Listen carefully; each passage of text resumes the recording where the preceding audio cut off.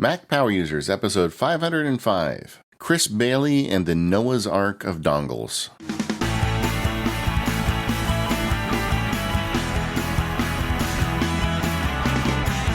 Hello, everyone. This is David Sparks, joined by my pal and yours, Mr. Stephen Hackett. How you doing, Stephen? I'm good, David. How are you? I was looking at you. Now we are north of $300,000 raised for St. Jude, and you played such a big role in that. Thank you, man. Oh, hey, no, thanks to everyone who was involved. September was a real highlight of my career. So I mean that seriously. To be able to take the energy behind Relay and funnel it to something good was really awesome. Yeah, and today we're joined by a guest, a friend of mine, Chris Bailey. Welcome to the Mac Power Users. Thank you. It's cool to be here. Now, Chris was a guest on Focused. I think you were the first guest we had after we rebranded Focused, and Chris and I are friends. We tend to have Nando's together. That's our date thing. It's delicious. Yeah. And it's a good date activity for anyone. Yeah, well, Chris wrote this amazing book called The Productivity Project. And so years ago, well, not that many years ago, but a while ago, he decided to try every productivity idea out on himself. And he wrote a book about it. You know, like he worked one week 20 hours a week. He worked another week 80 hours a week. He did math on it, brought science to bear. It's a really great book. In fact, I liked it for my wife because she was interested in this stuff, but she didn't really start. And because Chris covered so much in that book, I got started. But then when I went to lunch with Chris, I found out not only is this guy very productive, he's also a huge Mac nerd. Yeah, and it's true. I'm like, okay. Since the iBook G4, the one with the little tabs on the keyboard above, where you can, I always used to fiddle with that. I feel like everybody just kind of fiddles with their technology when they're thinking, especially if they're more on the nerdy side. And I always fiddled with those little tabs on the top of the keyboard. Since that day, I've been watching all the keynotes, listening to pods like this one, and just kind of embedded stealthily in that nerdy ecosystem. So yeah, it's actually really cool, trippy to be here, because I remember listening to this podcast in the gym when I was doing that productivity project, and now things have wrapped around themselves and come full circle. Yeah, well, it's funny because we do meet we meet authors and sometimes celebrities and folks who are interested in coming on the show, and I'm very protective. I don't want to bring just anybody on the show, right? I want somebody who can bring some nerdy goodness to our listeners. And so when I met you, I'm like, we can talk about productivity. But then you started telling me how you wrote your book in TextEdit. And I'm like, oh, wait a second. This guy could be a guest on Mac Power Users. Yeah. TextEdit is one of the most underrated writing applications, I think. Yeah, I can't think of many applications where you can have 70,000 words in one, maybe BB Edit and stuff like that, but like 70,000 words or 80,000 words in a document, the length of a book, and just be able to scroll so fluidly and grab that little scroll bar and resize the window. It's very nice. But we could chat more about that in a bit. Yeah. I want to talk about writing with you because I know there's a lot of different tools you've used. But I think before we get started, are you still using the G3? I mean, what's your Mac these days? Yeah, no, it's you can't see through it anymore. It's a MacBook Pro 13-inch. I'm rocking from last year, the one with this keyboard that's not quite as good as the one that's currently out. It's broken 3 times so far, and I'm just kind of holding out for when it breaks a 4th time. I've also got the iPad Pro, the 11-incher that I use whenever the main MacBook Pro is in the shop. Oh, and the graphics are flickering now on the lower third of the screen of the MacBook Pro. That's fine. It's fine. It's everything will be okay. I'm sure everything's okay with this laptop. I actually contacted Apple because I've never had issues like this for any other Apple product. Every iPhone's been good. Every desktop before this has been good. Every laptop before this has been good. And I said, do you have some sort of lemon policy, like where a computer breaks enough times that you'll just replace it for a new one. The broken keyboard 3 times, the graphics flickering and all that. And they said no. But yeah, that's my main workstation, and it's usually hooked up to an external monitor that doesn't flicker. It's funny. I feel like MPU is starting to feel like an AA meeting. Like every episode starts with each guest saying, "Hi, my name is," and I have had X number of keyboards on my MacBook. Yeah. Keyboards Anonymous. There you go. Just show title. Just 3, and so it's only 1 year old, and you've got 3 keyboards in it? Oh, goodness gracious. I mean, I pound on the keys all day, and I eat when I'm at the computer, which might upset some people, but it just happens. I'm a human being, and I work all day, and I eat when I work sometimes when I'm really into something. And yeah, it's, you get the odd mushy key, you get the odd, even after the compressed air, these keys, man, these keys. Man, they cannot come out with a new keyboard soon enough in my book. No.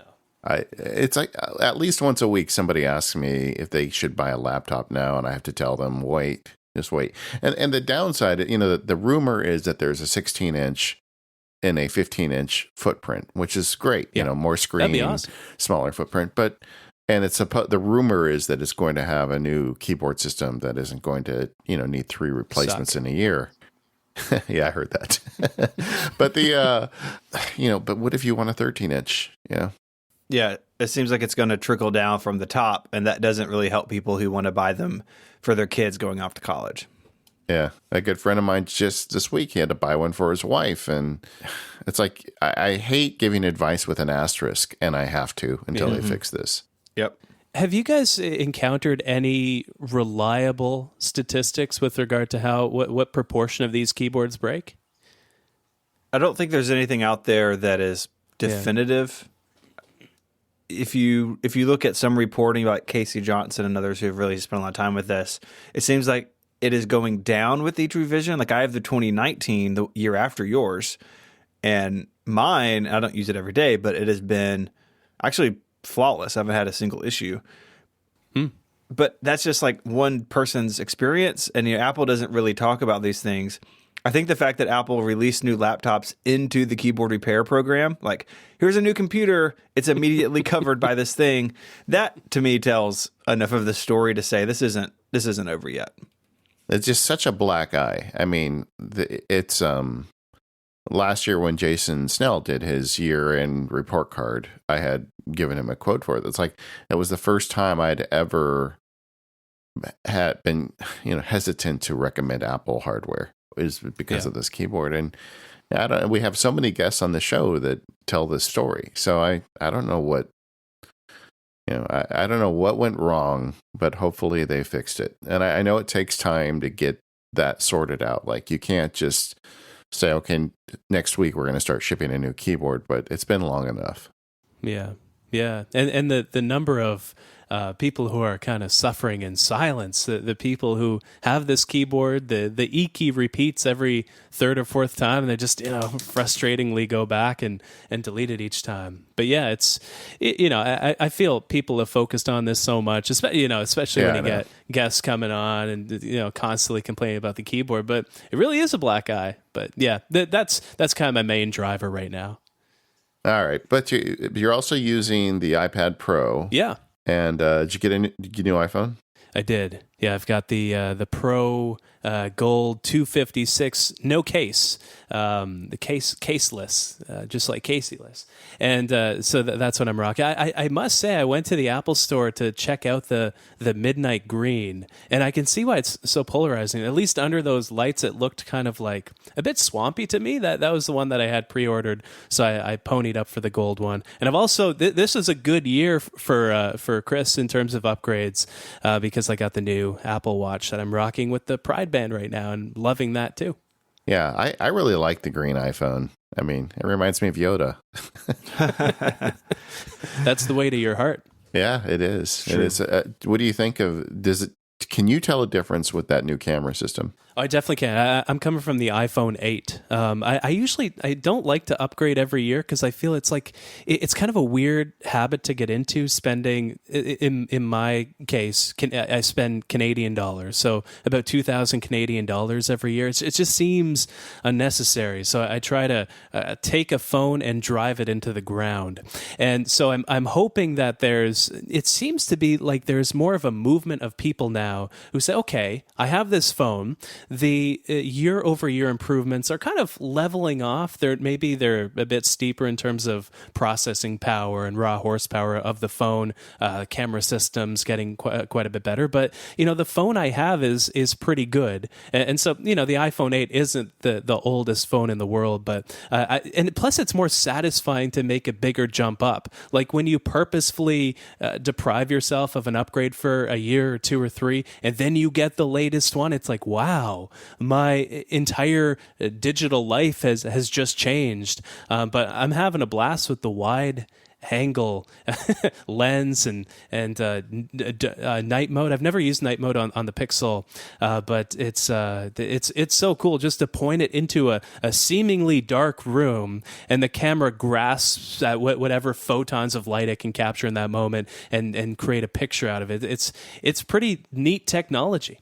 I still haven't accepted that that's a possibility to me. It's like we'll go. I was out in the dark the other day, and we were with some friends, and I'm like, well, I can't take a picture now. My wife's like, well, what about your fancy new camera? I'm like, oh yeah, I can take a picture. Wait now. a sec. Yeah. Yeah, your muscle memory has to change a little bit. I had a kind of a Sony RX. Is it RX 100, RX 1000? What? Yeah. However many digits are after the one, and I returned it. Because I think this phone camera isn't that good, but especially with the deep fusion stuff coming up in the latest betas, and it's promising where things are going. Where you have to start questioning what is a picture anymore if this camera is taking like 27 photos every time I press the shutter button and combining those and reconstructing reality, in a way that the RX 100 or 1000, whatever the heck it is, doesn't. But it's pretty exciting. Like, this is the most exciting thing I find about being a nerd, is when you are at the edge of what's possible, and you kind of look out down into the wilderness to think, okay, where do things go from here? How can this phone get any more powerful? How can the cameras get any better? How can they make all of this happen in such a tiny form factor? That's the most exciting part about being a nerd, is seeing the trajectory of where things are going, especially when they're not really slowing down in terms of a lot of these features. I'm really happy with the new phone. I'll tell you one thing is, the more I look at this clear case on the phone, the more I dislike it. It just doesn't look good in a clear case. I don't know. I've never been a big clear case person because any debris that gets in there shows up, and I would just be taking it off and cleaning it repeatedly, which I have better things to do with my time, I guess, than manage that. But are you a case person? I should be. I spoke recently on the show about how many phones I've broken over the past years, which was very embarrassing. I generally have mine in the black leather case from Apple, but there are times that it's not in there, and it kind of depends on maybe what I'm wearing or what I'm doing. Some things, like shorts, pockets don't really work. They're just going to fly out. You got to have a case in that situation. Everything just falls out of short pockets. That's right. I live in the South. It's short weather here like 9 months out of the year, so it's nice to have the option. But yeah, the clear case definitely isn't for me. I wasn't tempted by it at all. All right, my phone is now free. I just took it out. Yes. Although it felt, the clear case is so stiff, it felt like I was going to break my phone taking it out of the clear case. But oh yeah, it's much better. Okay. You sound like a different man right now, I must say. You sound free. I did. It's changed everything. You've been living in California for quite some time, but you haven't really had that free spirit. I can feel it in your voice now, though. And, traditionally I do go with no case. But I thought, well, this year, they made a clear one. I'll just do that. And no, I don't like it. Yeah. All right. Chris, something you do on your watch that I have to talk to you. First, you got the new watch, too. It was just a good year for Chris. You got all the new things. Yes. But you don't put any notifications on your watch.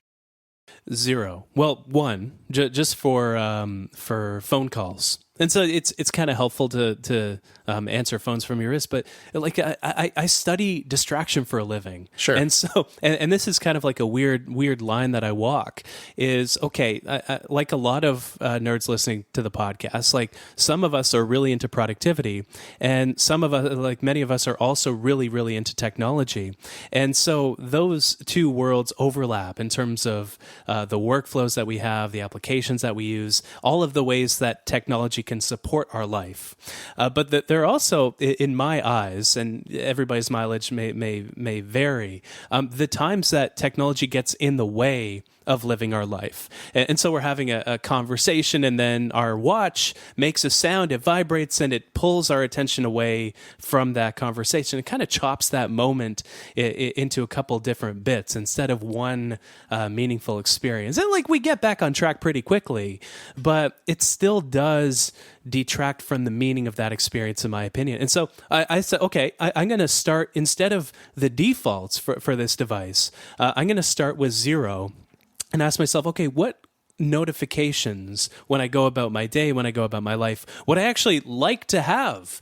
And I found that I really didn't want any of them. I didn't want to get text message notifications. I didn't want to get Snapchat notifications because I'm of the millennial demographic. I didn't want to get notifications from all the different apps on my phone. But the phone call one is pretty handy when your phone's in another room and your AirPods happen to be, you can transfer over the signal to the watch, or just call it from the other room. That's a handy one to have. I did lie. I also have notifications for Uber. But besides that, it's kind of a fitness device for me. My main watch face, throughout most of the day is one where I have the activity front and center. In the evening, I switch to the nautical face, and it's just nice. It's freeing. You get to immerse yourself in the moment, and so I think we need that kind of deliberateness when it comes to our devices.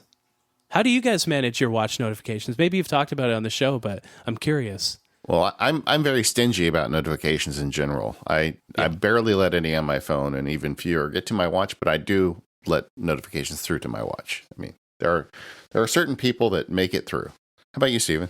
No, I'm about the same. I have a few things come to my watch. I have a few more come to the phone.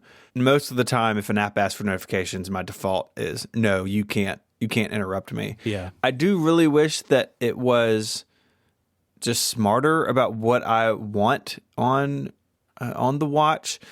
You have the VIP system in mail. I'd like to see that become a universal thing. So like if my business partner sends me a Slack message, let me know. But if some other person I work with does, maybe don't let me know within like these certain hours. I mean, it feels like that would be a complicated system to maintain, but putting the power in our hands to really decide what lights up the watch would make it a more personal product for everybody. Yeah. I think it's kind of the next step with the digital health stuff. Screen time is one thing that's fantastic, but the fact of the matter is, like, our phone so often chops our life into tiny little chunks of time because we go from a meaningful conversation or even recording a podcast perhaps to checking our email or poking around on our phone. We do the same throughout the day, and it really does kind of pull us out of the moment. But that said, it also is this incredible support. So I think it's like anything that interrupts us throughout the day, it's like worth bringing some deliberateness to the control that we have over that. And, the defaults, I think, are wrong. Yeah. Well, it's an interesting thing you talk about because as nerds, we embrace technology. But technology, in a large part, is responsible for this attack on focus and how people cannot stay focused. And I believe that's such a problem. I made a podcast about it. But this idea that you can like laser in for 2 hours and get your work done, I think is a much harder thing to do than it used to be. And technology does play a role in that. But I think also technology can play a role in fixing that problem too. Yeah, I think so. This episode of Mac Power Users is brought to you by 1Password. I love 1Password not only because I can keep things like logins and bank accounts and secure notes safe and sound, but I can keep them with me wherever I go. 1Password for iOS is a huge part of that, and with version 7.4 out just a few weeks ago, they are completely ready for iOS 13. Complete with the support for dark mode, which looks really good. In fact, they've added a special dark app icon that looks spectacular. Support for voice control and better support for documents. So with 1Password 7.4, you can create documents from the camera roll or pick a file from the Files app. So if you have, for instance, a secure note and you need to have a PDF in there, it's really easy to import now on 1Password on your iPhone or iPad with iOS 13. Another great feature of 1Password is 1Password for families. So you can keep logins, credit card information, all sorts of stuff safe, but still shared with your family members. And you can have a different vault for maybe you and your significant other, and another vault for that kid going off to college. They have access to things as well. 1Password for families has totally changed security in my household for the better. So head on over to onepassword.com/MPU to learn more and to sign up for a free 30-day trial. When you do sign up, you'll get 20% off at onepassword.com/MPU. You mentioned earlier you have an 11-inch iPad Pro. How does that fit into your world? It is my mobile work machine, because the fact of the matter is, when your screen is flickering, when your keyboard isn't really working, it's ironic because I tried to make the 11-inch iPad a sort of substitute machine for my MacBook Pro. And so I tried to mirror all the apps. I switched over to an app called Bear for writing, for that I'm experimenting with now. And I switched my workflows on the Mac so that a similar application existed that could let me pick up right where I left off on the iPad. But it's really, really nice. I have a hard time articulating what makes the iPad so wonderful to work on, but I think it ultimately comes down to intimacy. It might be kind of a weird word to use with technology, but when you have that high refresh rate screen, when you have the ability to reach out and touch and manipulate anything on the screen, and especially with iOS 13 with the new window management and the greater kind of mental dexterity that you can walk into using these devices with, it's really nice. It's just a more pleasurable experience than sitting down in front of a computer and having that sort of cockpit mentality where there are a bunch of widgets in the menu bar to tell you how your processors are doing, where you have this big screen, where you have this kind of more abstract level of control with regard to managing Windows and managing the interfaces on it. And so that's where it kind of fits in. It's a substitute for the Mac when I want to kind of hunker down and get more involved, and I want that portable device. I don't know if that makes any sense at all, but it's just like when I want to have more fun using technology, I pick up the iPad instead of the Mac. Yeah, I feel like it's more delightful. Yeah. It is. And so much of that, I think, is... Sometimes it's a little slower, but it's more delightful. Yeah, you enjoy it. You kind of enjoy the process a bit more. I think your point about switching to applications that allow you to move back and forth easily is a really interesting one. That's where I often struggle when I'm working in my office. I want to take my iPad out to the coffee shop and go and do some work. That's always kind of where it falls down for me, is that, I have this set of tools that I've used in my Mac for 100 years, and some of them have iPad equivalent, some don't. For me, an example of this is my text editor of choice on the Mac is Byword, but I use OneWriter on the iPad. And that's fine because I sync all my text files on Dropbox, so Dropbox is sort of the layer in between. But if Dropbox wasn't there, or something happened and it was down, I don't have something that moves fluidly across like Bear or OneWriter, I think, or not OneWriter, IA Writer is another good example of this, or just stores everything in iCloud, and it could have a library of documents, Ulysses, all these other writing apps do this. And I feel like if you really want to give this a shot of moving fluidly between the platforms, your point about finding apps that make that easier is one that people should think about, because it could be a little frustrating otherwise. I think you could even go so far as to say that you should compromise your experience on the Mac a little bit so that you can have a better experience overall in terms of being able to switch between devices. So you can, capture an idea on your Apple Watch and capture it on your phone when you're on the go. But you can also just bring your iPad with you on a trip, so you don't have to have that Mac. But you can kind of use whichever one you want. This is why I switched to Simple Note for all my notes. And Simple Note, I think it's made by Automatic, the company that operates WordPress. Yeah, and it's a wonderful application just for capturing ideas throughout the day. That's exactly how I use it, and it's on every device.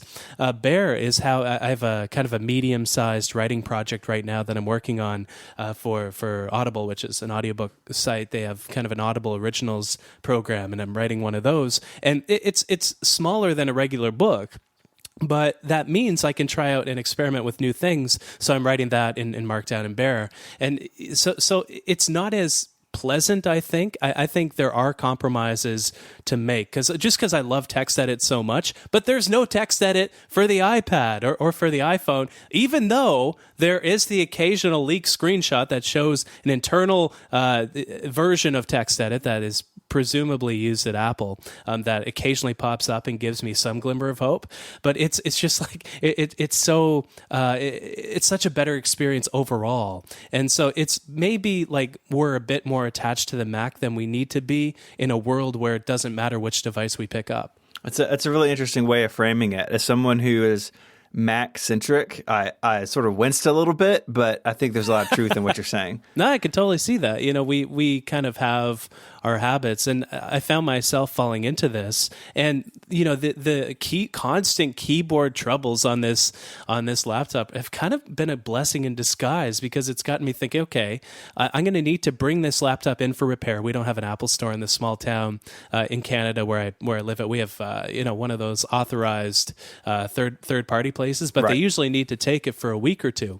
And so it gets me okay, these are the workflows that I have on the Mac. How can I adapt those to these other devices? And on the other side of those, those dozen small transitions where, okay, I can't really write in TextEdit, I have to write in Bear, but it's creating a better experience overall when it's kind of like you're playing 4 devices at the same time instead of like 4 instruments at the same time instead of playing with one, but everything kind of flows beautifully and you can create better music because of it. Man, that's such a complicated analogy, but that's what it feels like. It really does feel that way when, okay, I have the Bear complication on my Apple Watch, I can press it, I can capture a note, and then when I sit down in front of the iPad or the Mac or the phone to continue writing where I left off because everything is in sync, I can take that idea and bring it somewhere else. And you would never get that with TextEdit. And so there is kind of, when there is that internet layer that ties everything together, it's so worth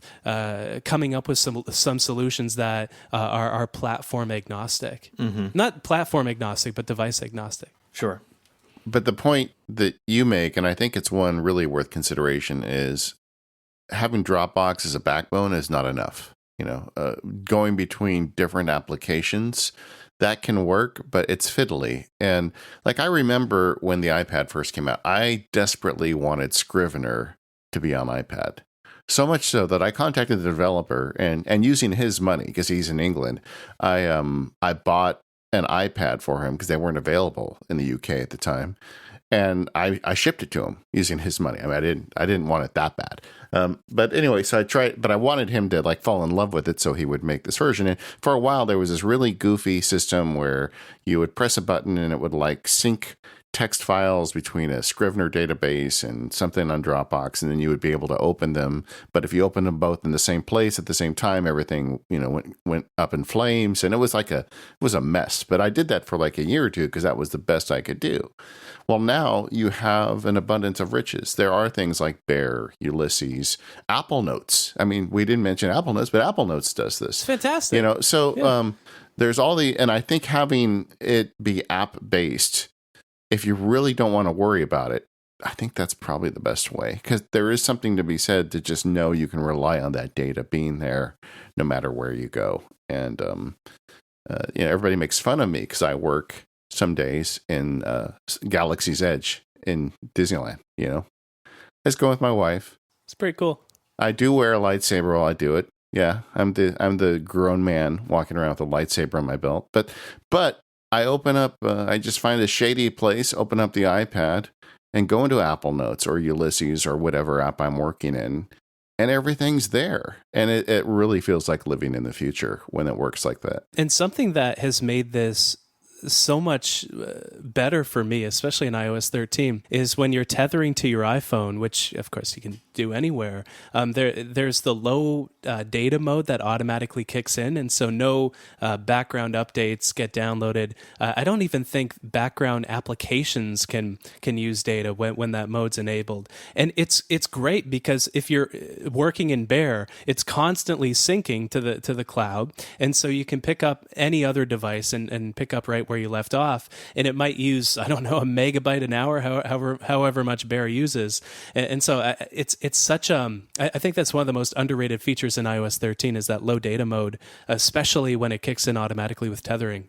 So we mentioned this earlier. We have to talk about this because I can't stop thinking about it. You are perhaps the biggest TextEdit fan on the internet. Wow. I think for a lot of people, TextEdit is just like one of those apps that comes on your Mac that you use. Oh, hell no. Accidentally, right? But you love it, and I'm curious if you could spread the good news about TextEdit to our listeners. Yes, I am here on the podcast on behalf of TextEdit. I'm TextEdit's biggest fan. It's something I've been using for many, many years. I write every blog post that I create, I write in TextEdit. I've written 2 mass market books so far, entirely in TextEdit. And I love it for countless reasons. First of all, you click the dock icon and you get a window. And you have a cursor and you can start typing.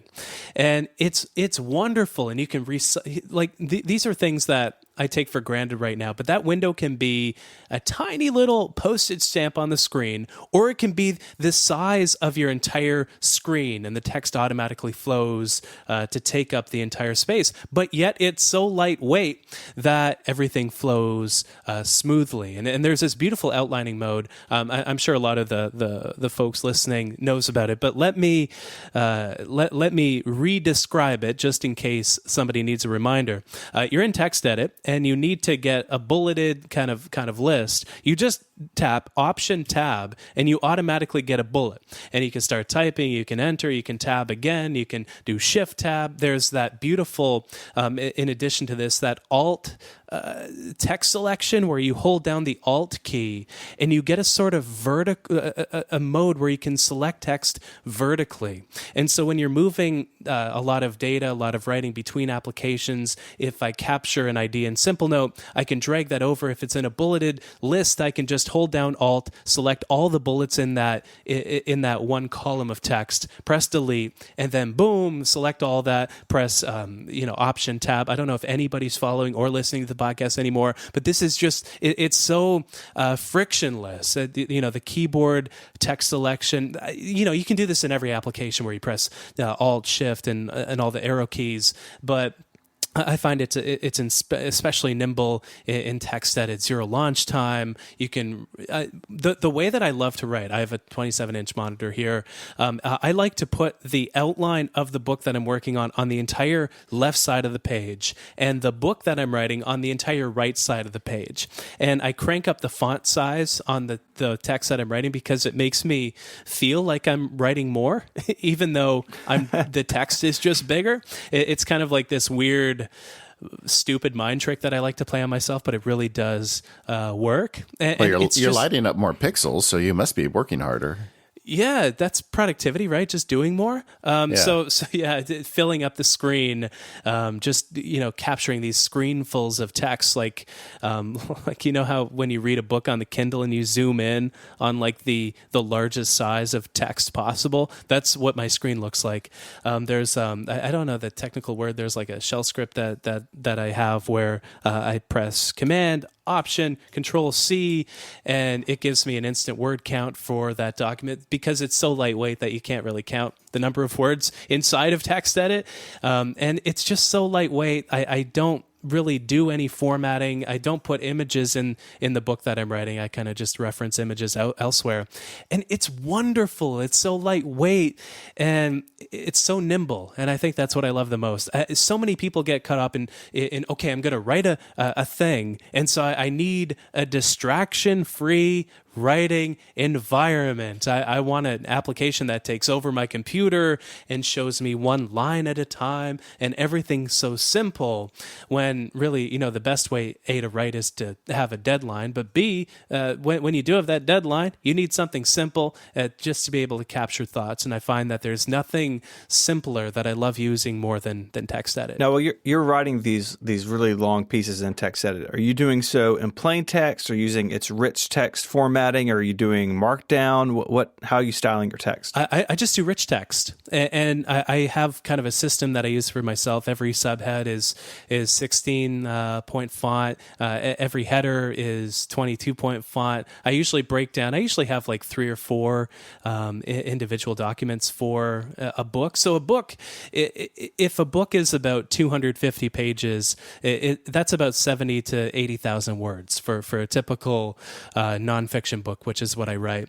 And so, yeah, it's just very, very simple. I have a system that I use. I usually write in 14-point font because the resolution that I use on the MacBook Pro is quite dense, but I can't really see things at that size, even though the web and everything else looks better. And so that's what I usually do. So now, as much as you love TextEdit, you're using Bear for this other project right now. Yeah. And how'd you get there, and are you staying there? That's a good question. I don't know if I'm going to stay here, but now that I'm here, it's a very comfortable place to be. And so the system that I used to use before, because I just like simple text. It doesn't need to be plain text, but it should be, relatively simple. That's why I love Simple Notes so much. This is why I love TextEdit so much, because it just, the best design, as they say, is totally invisible. I don't even notice that I'm using TextEdit because it's that simple. But Bear is kind of a curious case, because I feel it was designed by people that think like I do, and so it syncs between everything. I love writing in Markdown on that. The tough part, I don't really like writing in Markdown in TextEdit, because there's just so much extra to type when you have all the muscle memory of rich text embedded in your head, and especially selecting text everywhere.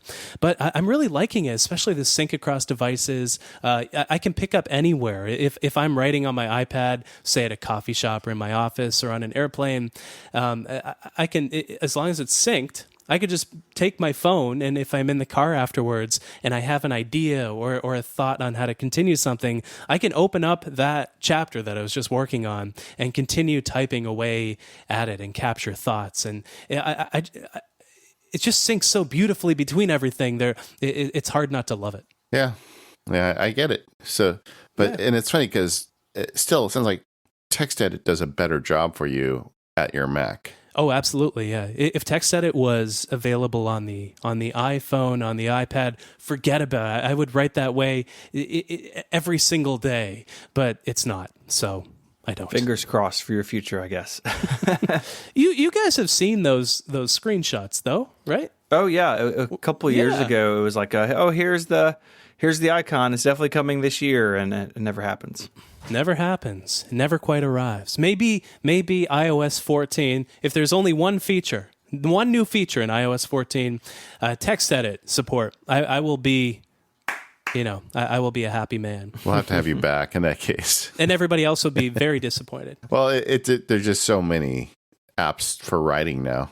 I wonder if the renewed effort they put in Apple Notes was enough to put the kibosh on them releasing TextEdit. Yeah, they seem to have doubled down on that, haven't they?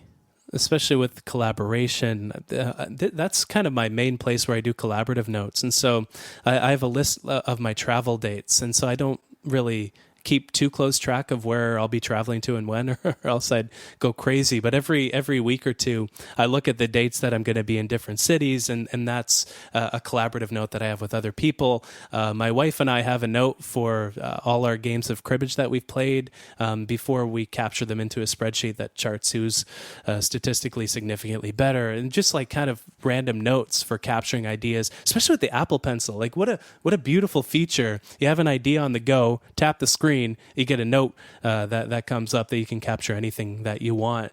It's a combination of simple notes and TextEdit. That's my ideal workflow on any platform. I'm not sure if I should ask this question, but so you and your wife are statistically tracking between you which one's the better cribbage player? You've opened up a can of worms, David Sparks. But yeah, it's it's true. It's true. We've been together for 7 or 8 years.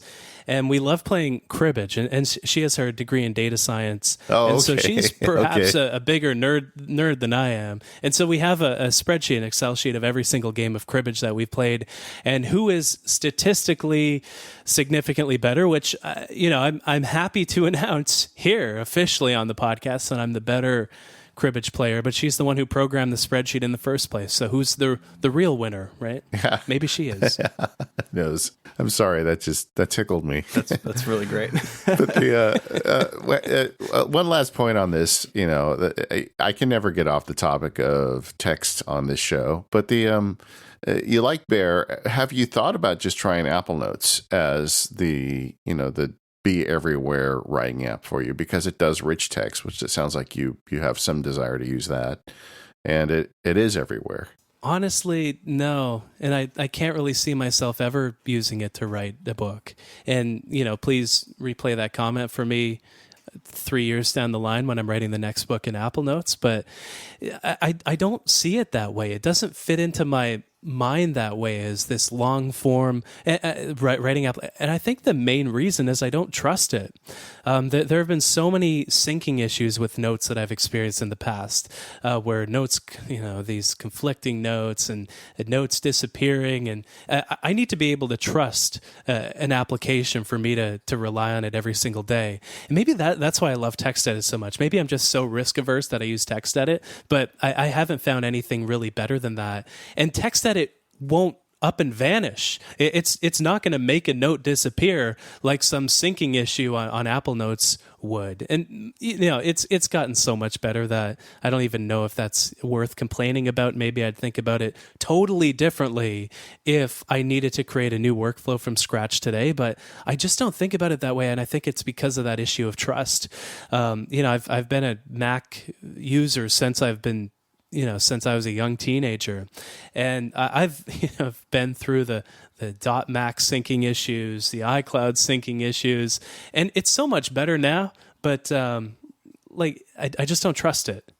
No, that makes sense. And also the thing about it is moving that cursor from left to right is one of the hardest things, and finding an app that gives you a little bit of delight, that feels easier to work with, like that, kind of the goofy thing you do with the outline and the big text, but it works for you. And I think everybody needs to find that combination if they're going to do serious writing, because you can't have this stuff getting in the way. You've got to just, get it organized, find something that makes it fun to work in for you, and then do the really hard stuff. And this is something that I've kind of learned myself over the course of many years, listening to podcasts about different writing workflows and what works well for some people.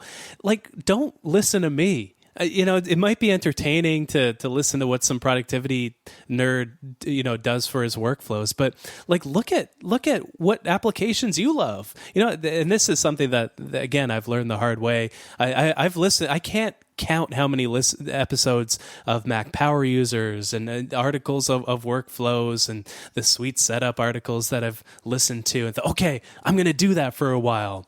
But then I just settled back into working the same way before. And I think that's something that I think we should all do, is just kind of stick with what we're doing and build upon that. Because sometimes that's the best strategy, is just sticking with what we're familiar with.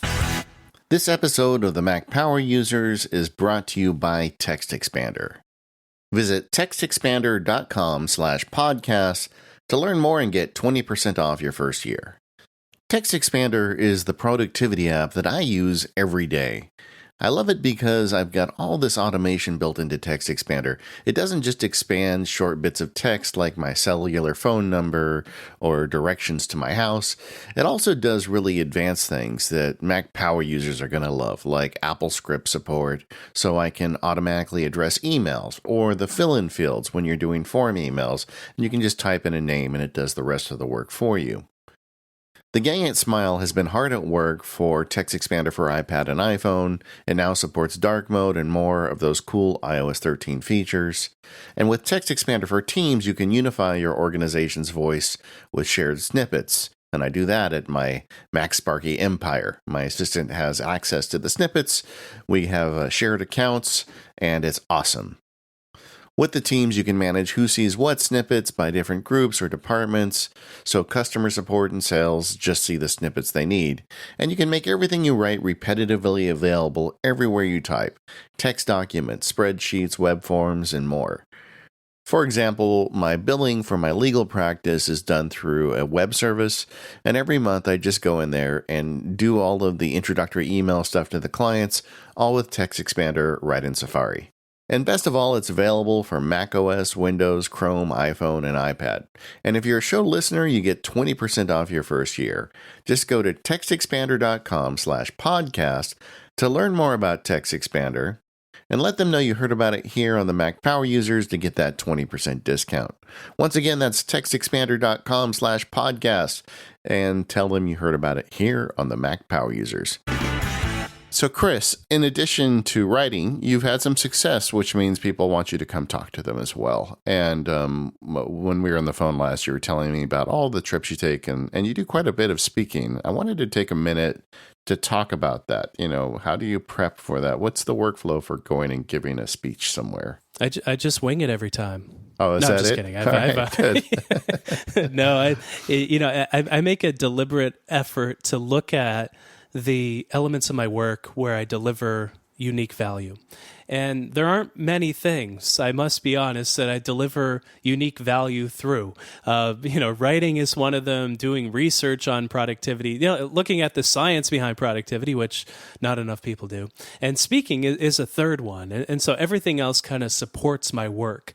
And by the way, I think this is like for a productivity strategy, one of the best that somebody could ever do is go somewhere quiet. Go to a coffee shop, get a nice fancy drink, and on a piece of paper in front of you, make a list of all the activities you do over the course of a given month. And don't leave anything out. Everything big, everything small. Get it onto the sheet of paper in front of you. Then ask yourself this question. If I can only do one thing on this list, day in, day out, every single damn day, which one of these allows me to accomplish the most? Which one of these makes the biggest difference? Which one of these makes the biggest contribution? For me, the answer is writing. Then you get a second one that you can do all day. For me, the second one's research. Then you can do a third thing. So you can only do these three things all day. And for me, that one's speaking. And usually your marginal productivity falls off of a cliff after about 2, 3, 4 different tasks. And so that's a good way to define your tasks and define what's actually important. But the thing about speaking, and the reason I mention this tactic is there are so many administrative things that have to happen around giving a talk. And I know you do some speaking yourself, David, and you guys have the live shows. You probably know that a live show is an hour, it's an hour and a half, but there are days and weeks of work leading up to those points. And so I do make a deliberate effort to outsource the things that I can.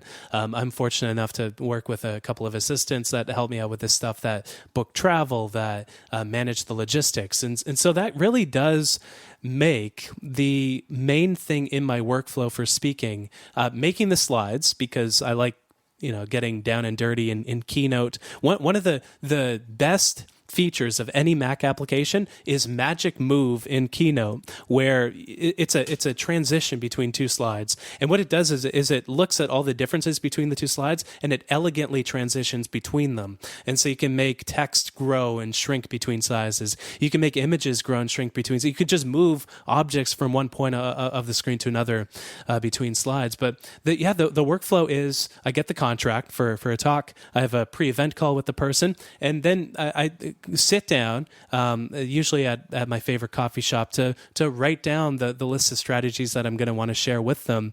And more workflows involve travel and kind of the ways that I've automated that. But Keynote, definitely an app of choice.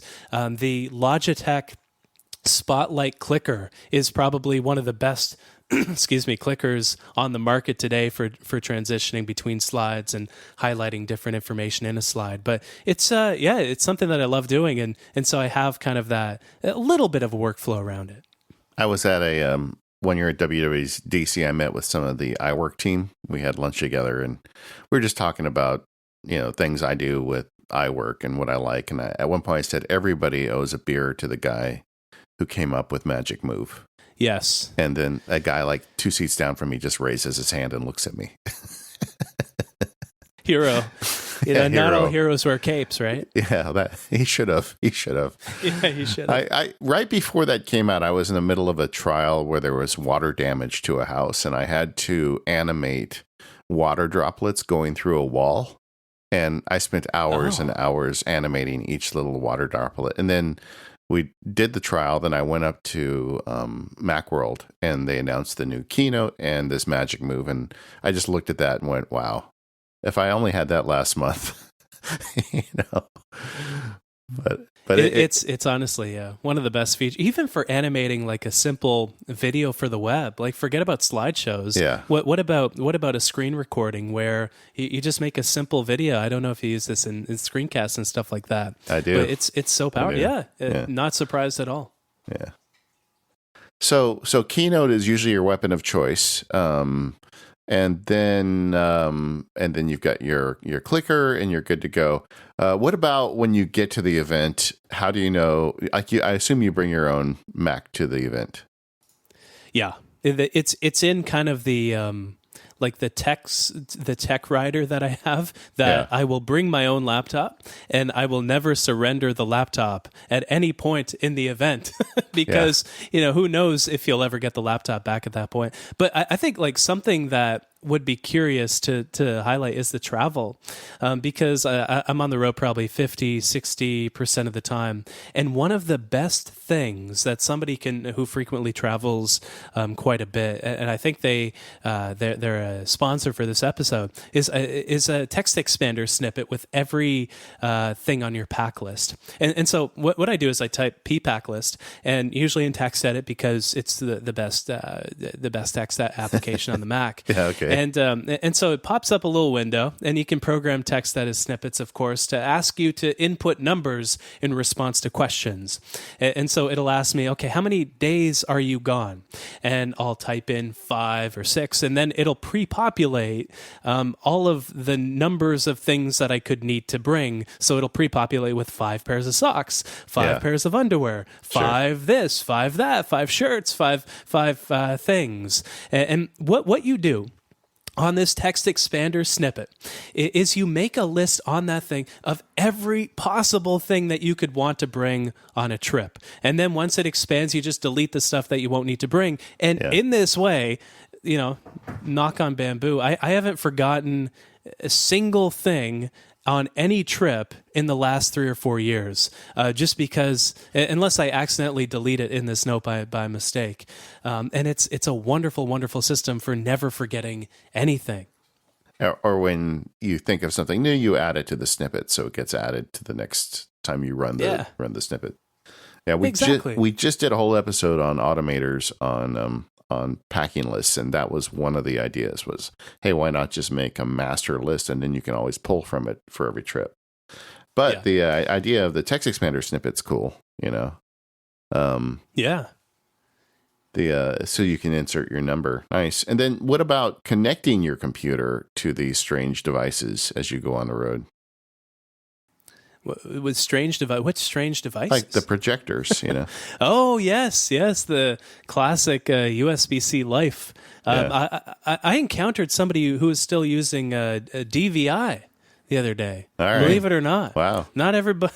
There's a lot of people still on VGA. Did DVI come out after VGA? It It's did. after. Yeah, it's had a shorter life. VGA, Much shorter. VGA is the cockroach of the I/O world. It will be the last to It die. does not leave. Yeah, it will. It'll die after USB-C Type A, it seems, at this rate. But yeah, I just kind of bring every dongle underneath the sun. I actually bring 2 of every dongle because I don't trust dongles that I order from Amazon that are made by a company that I don't really understand. And so I bring 2. It's like Noah's Ark, but with dongles. 2 of every single dongle. I have 2 remotes. I have 2 chargers. 2 of everything underneath the sun. I have this dongle bag that I bring on every trip. I think I text it to you, David. Yeah, David, we the can put it in dongle the show bag. notes. Yeah. And everybody needs a dongle bag, with everything that you could possibly need. So yeah, I think it's just a matter of having everything. And I've encountered pretty much every tech set up underneath the sun. Sometimes, you have a big auditorium even with a couple thousand people, and you think there's no way this place is still using VGA. But sure enough, the time will come and they'll have this old school VGA hookup. I sometimes think the bigger they are, the more likely they are to use VGA. They're just so averse to risk. So, so you've got everything packed up. You've got your dongle bag. Give us some travel tips. With all that travel, you must have some interesting ideas about getting around. Oh man. Yeah, this is my jam. It's something that I rarely talk about or write about, but I've got tips on tips. One of the, really pay attention to what credit card you get. I think that's kind of one of the best tips that I can give. The right credit cards will, give you a lot of miles for future trips so you can get them for free. They'll allow you to board a bit early so you don't have to, join the mad dash of people who are struggling to put their bags on top of the seats. And it'll open up some lounges to you at airports. And I think one of the most important calculations or numbers that you can walk into any trip with is, what is your time worth? And so this is a number that comes up often. So sometimes you'll be in an airport and you probably won't get much focused work done in the terminal waiting by a gate where a bunch of people and screaming children are running all around you. But maybe if you pony up and spend $50 to go to a lounge where you can get a meal and you can do some focused work for a few hours. If your time is worth it, if your time is say worth $40 an hour and you can get 3 hours of work done, then it might be worth ponying up for that lounge. And so I think airport lounges, more and more people are kind of cluing into them as something that is helpful in terms of productivity on the road. But I find that's and also anticipating obstacles is another one strategy that I never leave a trip without considering. And so the thing about obstacles when it comes to our habits, so say you have like this new wonderful workout regimen that you're really into, or you're really into a meditation regimen or any other habit. But the thing about a trip is a trip will basically throw all your habits up into the air, and you have to kind of scramble to pick them up after they fall back to the ground. But they're so easy to anticipate ahead of time. If you're on this healthy eating kick, what restaurants exist near the hotel? Can you book a hotel in kind of a trendy part of town where you can easily get some vegan takeout every day? If you're really into a workout regimen, what hotels have a gym that you can hop down? And can you schedule time for that ahead of time so that when you're wiped and you're trying to convince yourself and having this internal argument with yourself not to go, they can just kind of go down because you scheduled it ahead of time. Anticipating these obstacles with regard to travel, I think, is one of the best strategies that you can walk into any trip with. And also, having some empty days with regard to the travel days. And so realigning our work, if you have that kind of flexibility. Some of us have conference calls that we need to hop on in the midst of all this travel, but travel is this beautiful opportunity to soak in ideas and talk to new people, especially in lounges. Everybody's up to something interesting. And you can meet when you have that space to ideate ideate and to think about ideas. So my strategy is to never schedule calls or interviews on days when I need to travel. I don't schedule any work, so I use Things as a task manager. I don't really schedule any tasks those days. They're wide open, and I bring a few books, I bring a notepad, I journal, I come up with ideas. And some of the best ideas for books and articles and talks and research studies that come from those periods of travel where there's just that white space. I think aligning the days where you have white space in your schedule on the days when you have the travel, because you might be a bit more wiped than you would regularly be, having to rush and change the pace of your movement so much to run for planes and then wait for another. You get to be kind to yourself a little bit, but while you accomplish more perhaps by doing some creative work too.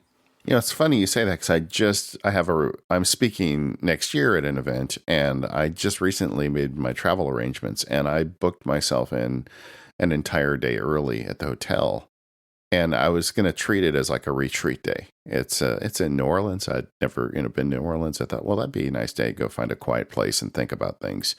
And I've never done it before, so I'm really looking forward to trying that out. So figure I'm there. Yeah, and sometimes you need to be really defensive of that time, don't you? Because everybody's asking for your time. People just want to chat. They want to give you work to do, and you probably have a lot on your plate. So it seems like the exact wrong instinct that you can have is to say, okay, today I'm doing nothing. But the fact of the matter is, most people usually don't care as much as you think they do. It's a good life lesson all over the place, really.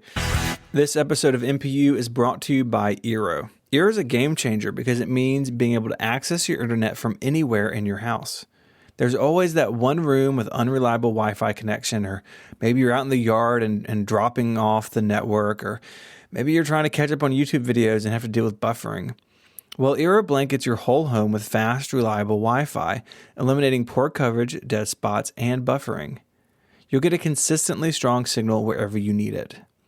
I've had Eero in my house for a couple of years now, and it's spectacular to know wherever I am in the house, or in my case out in the yard, that I'm going to get fast, reliable connection to my network for file sharing and, of course, anything out on the internet. Eero is the Wi-Fi that you and your home deserve, giving you consistently, constantly strong signal wherever you need it. There's an all-new Eero base station starting at just $99. It sets up in just a few minutes. Just plug it straight into your modem or router box, and you can manage it from the super simple iPhone app, which lets you do cool stuff like pause the Wi-Fi when everyone's at the dinner table, or get alerts when a new device tries to join your network.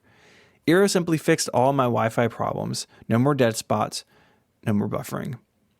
If you're sad about your Wi-Fi right now, I have good news because you can fix it as soon as tomorrow.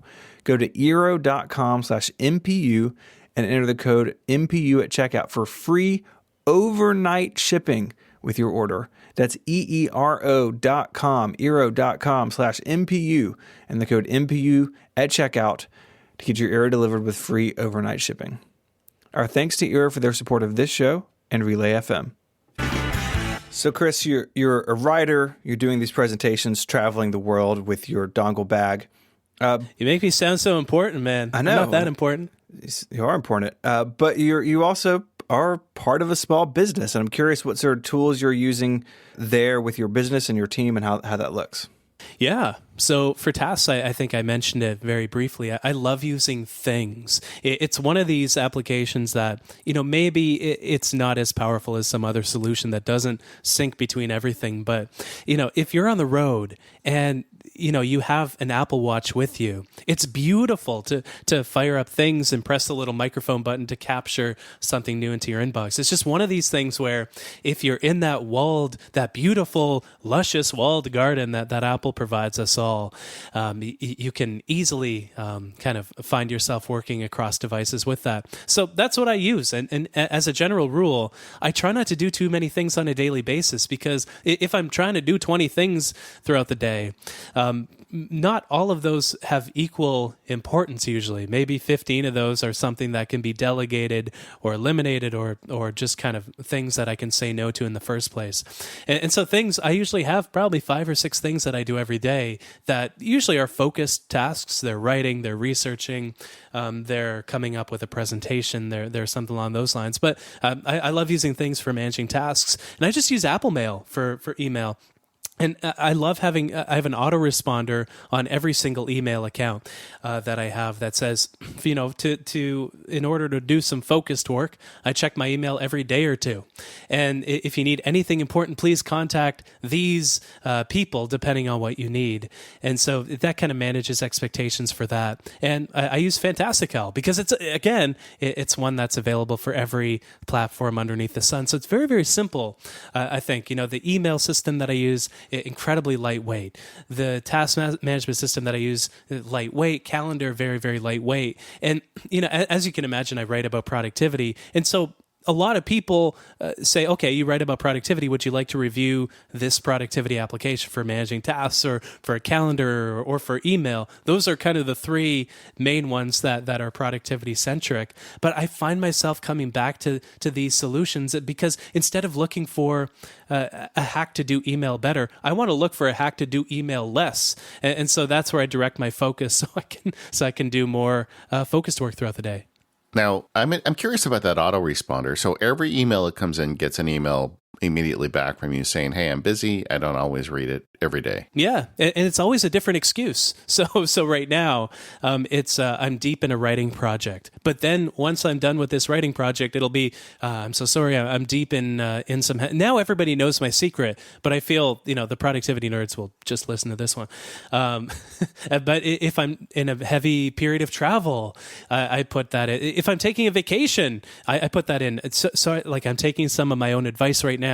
I'm disconnecting for the vacation. If you need anything, please email Louise, who manages a lot of my administrative work. And so it's you can anyone can kind of send me an email. It's chris@alifeofproductivity.com, and to kind of see it. But it's very simple. I think it's polite enough saying, I'm so sorry, but time is limited these days. This is what I'm focusing on.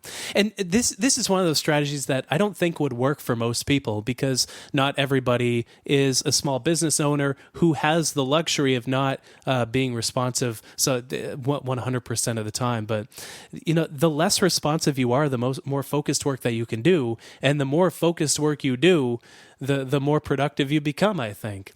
So much of our work is collaborative where we need to be available for other people, and I've got that as well. But one of the main insights that I've discovered into my own work is, of course, we all have these 2 types of work that we do. We have collaborative work where we need to be available to other people and on Slack and on Skype and messaging throughout the day. But then we have the periods of focused work that we do throughout the day too.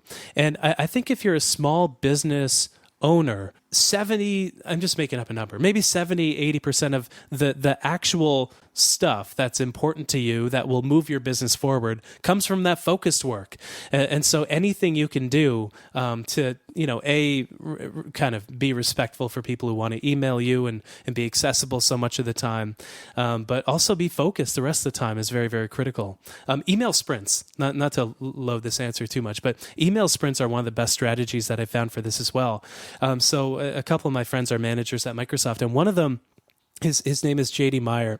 And what he does is he hates being responsive and on email all day, but he also wants to be responsive to his team and do focused work at the same time. So at the top of each hour, he sets a timer for 10 or for 15 minutes. And in that time, he blows through as much email as he possibly humanly can. And he finds that it's a wonderful way to do 45, 50 minutes of focused work every single hour, but at the same time, be responsive because people don't have to wait over an hour for a response. And so there are ways that we can strike this sort of balance between the collaborative and the focused work that we all do while still being productive and available. Well, I know for me, one of the big challenges was I had this perception of myself as the email guy. Like I always answered emails. And so I'm the email guy. And then at some point I put myself on my deathbed and said, well, do I want to have made more, things like field guides, or do I want to have answered more email at the end? And and it sounds silly, but that's the trap you fall into if you don't think about it. And so what I do, I just draw a box around it. I mean, email gets an hour, and if somebody has a customer problem with a field guide and they need a whatever, they didn't get what they bought or whatever, those always go to the top. They get taken care of, and the rest of it I get through as much as I can in an hour.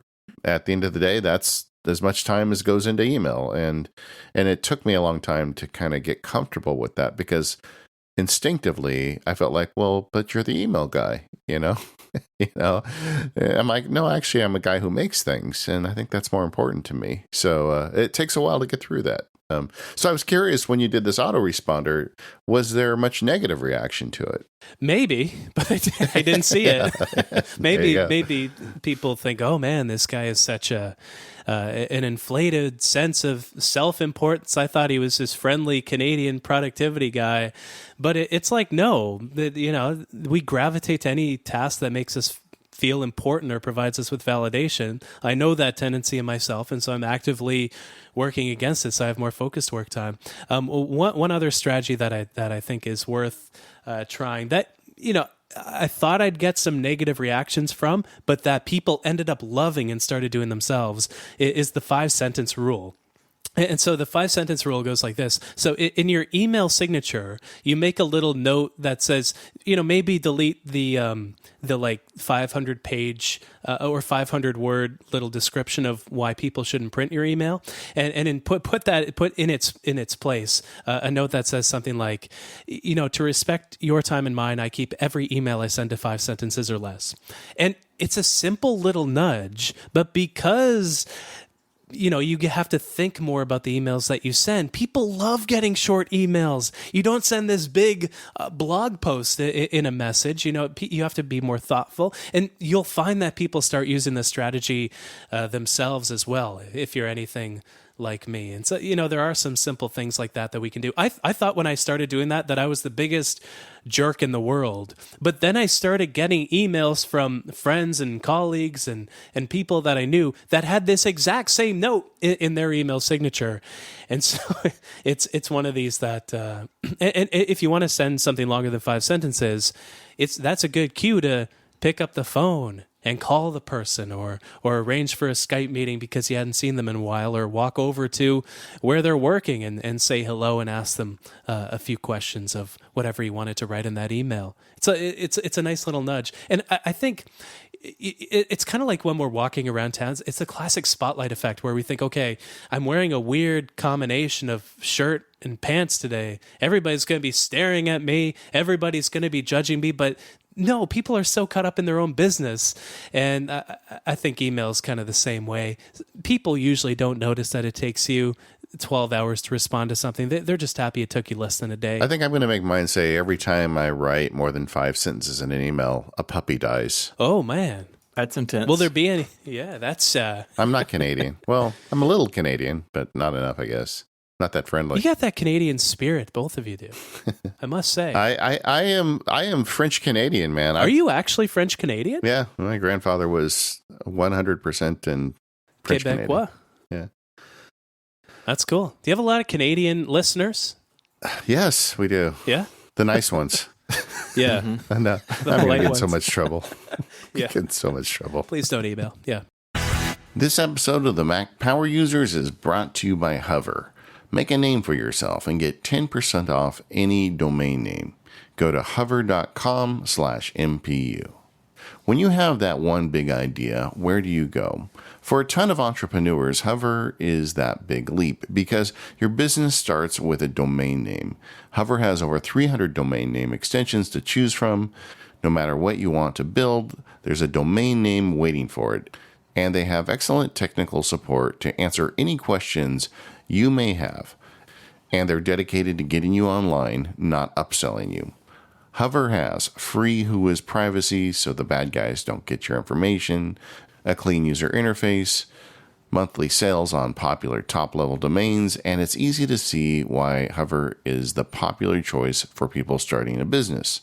I'll never forget going on Hover and buying the domain for sparksesq.com. That's the website for my law practice. It was the very first step I took towards kind of getting independent and leaving the firm. And even though I wasn't ready to leave yet, buying that domain was an essential first step for me. And it just kind of warms my heart when I think about it. Hover knows you like an intuitive user experience and things just work straight out of the box. So I know you'll appreciate Hover. They have a really clean user interface, and it's easy to navigate. Plus, they have additional services. For instance, I also run my email through Hover.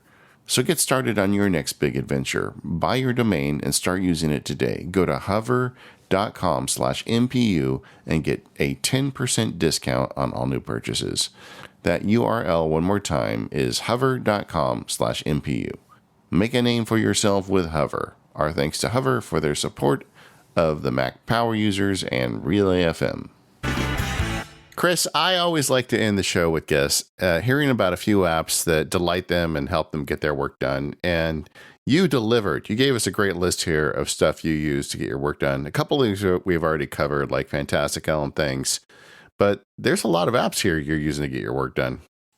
Yes, sir. I must say this is one of the rare interviews that I actually prepared for, because usually you go into an interview and they ask a bunch of questions about the books, and you kind of say the same answers each time. And this one was kind of nice though. Oh, I get to actually nerd out about my favorite Mac apps for once. I get to actually talk about what I'm the biggest nerd about in addition to this productivity stuff. So there's a bunch of them. One is, do you guys use Vanilla? If you're like me, you have a lot of things in your menu bar. I'm looking at it. I've expanded it right now. I probably have 15 or 20 different things in the menu bar on my computer. But what Vanilla is you allow some things to be hidden. And so there's a special key code that you price to expand your menu bar.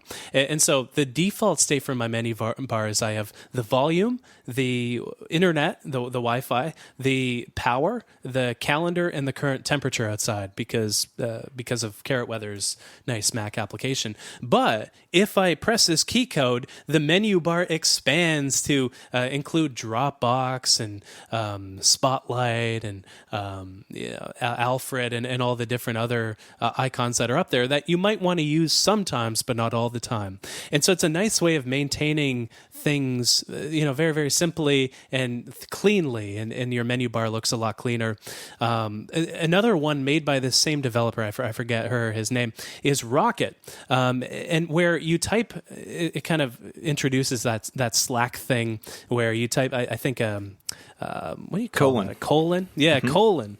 It says, I promise I write for a living. You type a colon, and then you can start typing the name of an emoji, and you can click the one because, we all know emoji input on the Mac is less than desirable at this point in time. And so it's a nice application to let you do that.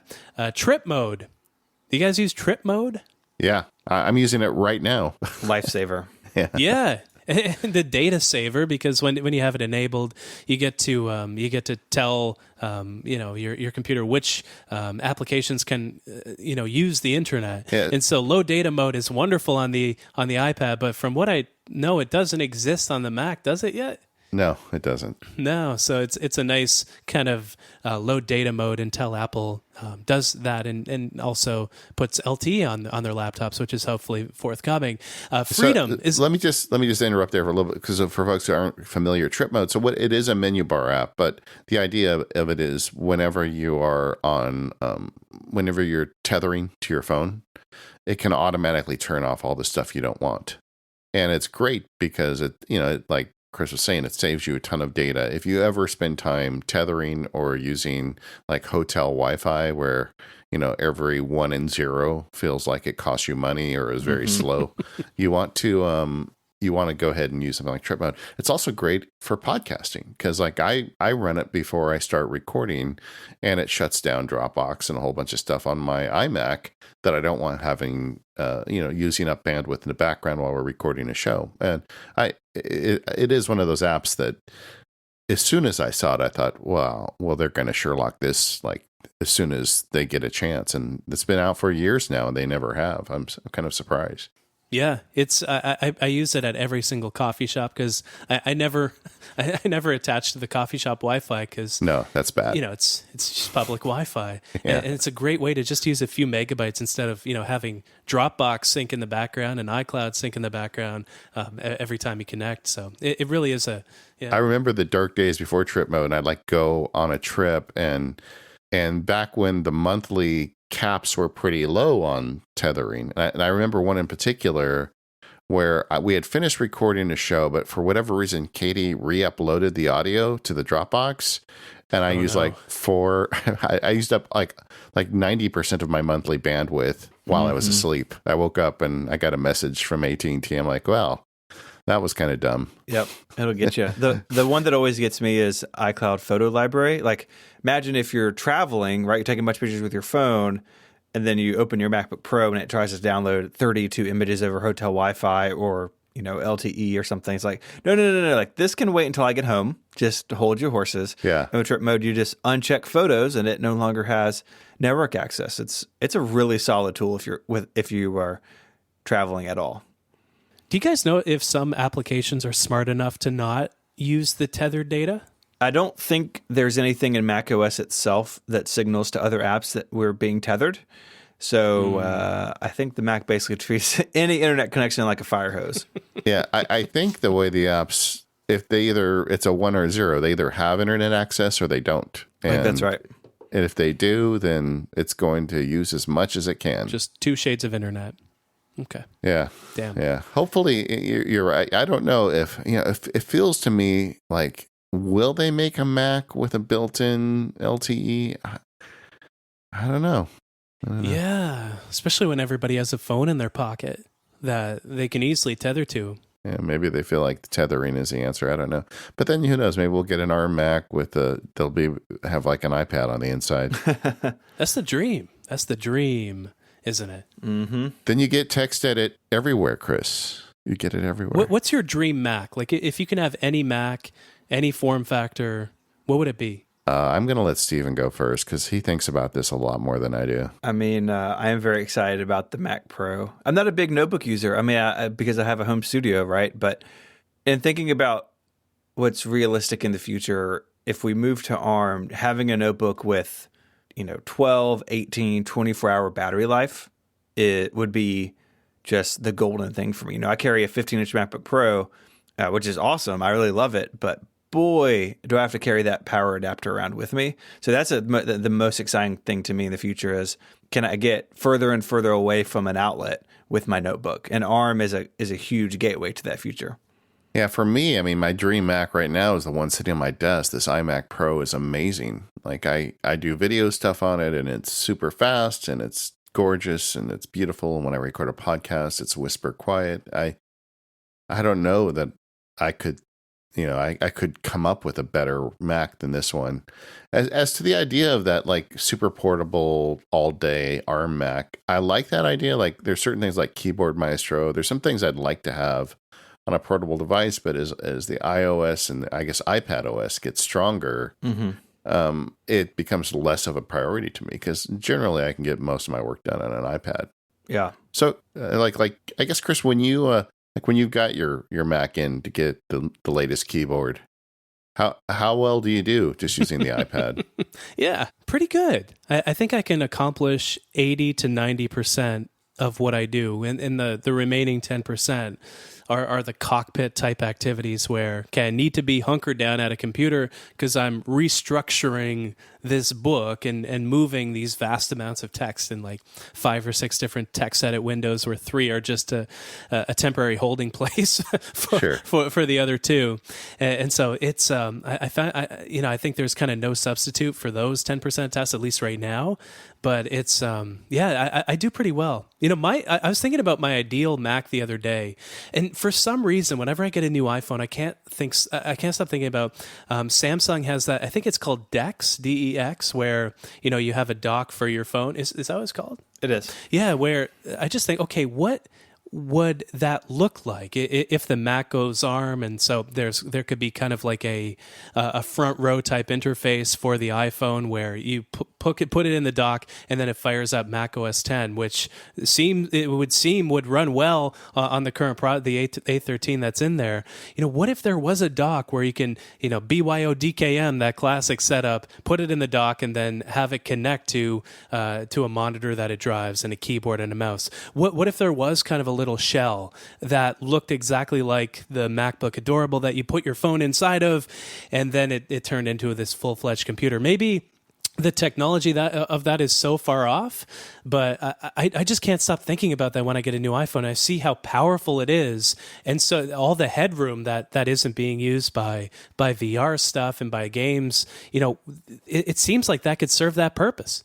Yeah, I mean, that opens up a whole lot of ideas. And I always wonder, when we get to the point where all our computing is in one brain, that like a phone that we carry around with us and use remotely, is that the future? Or is it going to be that all of it is just stored on whatever, the version of iCloud, Google Cloud, whatever it is, and everything's going to be just a dumb terminal that you log into? Yeah. I'm not sure where it goes. It's fun to think about it, though. It is. Yeah, it is. Yeah.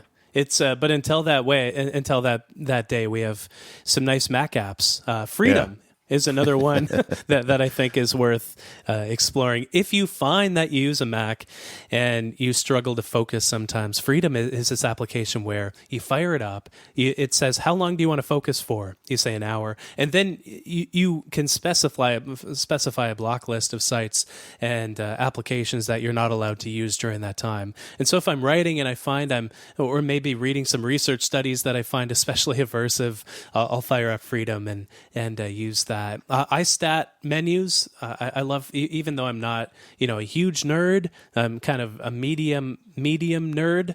And so I love using the one to see the data up and down speeds on my computer, how much data is transferring, the battery information, because when you click the battery icon in your menu bar, you no longer see just a standard the Mac OS 10 prompt. You see a trend line over time of how your battery has been depleted, the battery for your external devices, your AirPods, your keyboard, how many cycles your battery has been through. It's a wonderful, wonderful added feature. And there's so much information in iStat. I mean, it's crazy. There's so much. And you can yeah. tune it. Like, you can get they have one that gives you everything kind of condensed into one, or you can get an entire menu bar widget on fan speeds if you want, If you're John Syracuse and you care about how loud they are. But yeah, those, Simple Note, Apple Notes, things, Fantastical, Text Expander, I use every single day. But Vanilla for the menu bar, Trip Mode, which you've probably mentioned a few times on the podcast, but if you haven't yet bought Trip Mode, do buy it because it's so powerful. And iStat. Someday on the show, maybe it's not today, but someday on the show, I want to get Stephen Hackett to explain his iStat setup. I'm just imagining that it's very complex. It's a Rube Goldberg machine of graphs is what it is. I'm guessing it's a lot of data. That's, by the way, available on Setup now. The other day I went to buy the upgrade and I realized, I don't need to do that. I'm already getting it set up. That's cool. Well, Chris Bailey, you are not just a halfway nerd. You are a full nerd. Yep. Oh, that warms my heart, guys. Thank you. You get the merit badge. It's official coming from you two, because you two are certified nerds. That's right. We got it hanging on the wall and everything. Yeah. Now we have our challenge coins. We have our nerd challenge coins. That's we can show it at the meetings. You two can verify other nerds. There you go. Like Twitter verifies. You can verify other people to be a nerd. That's good. Yeah, well, you can add that now to your website. You are MPU verified. Yes. This is big. All right. Well, listen, gang. Chris, where can people find you if they want to learn more about the stuff you do? Yeah, so my site is called alifeofproductivity.com, and that's where I just blog about productivity. No ads, nothing. I even got rid of the annoying newsletter pop-up on my website recently, which I kind of hate those myself, so I'm happy about that. Podcast is called Becoming Better. I do that with my wife, and so we make a podcast every couple of weeks, and that's fun. We last episode we drank some wine and we talked about how alcohol influences productivity, which was a good time. The books, I guess, one is called The Productivity Project. The other is called Hyperfocus, How to Be More Productive in a World of Distraction. Wherever books are sold, you can pick them up if you want. There's also an audiobook if you like the sound of my voice. And if you don't like the sound of my voice, there's the physical book. Yeah, gang, these are great books. Especially, I think they're just. I've read them both, and I'm a fan of Chris's work, obviously. So check them out and go check out Chris's website. We are the Mac Power Users. You can find us over at relay.fm/MPU, and this is episode number 505. Thanks to our sponsors, 1Password, Smile, Eero, and Hover, and we will see you next week.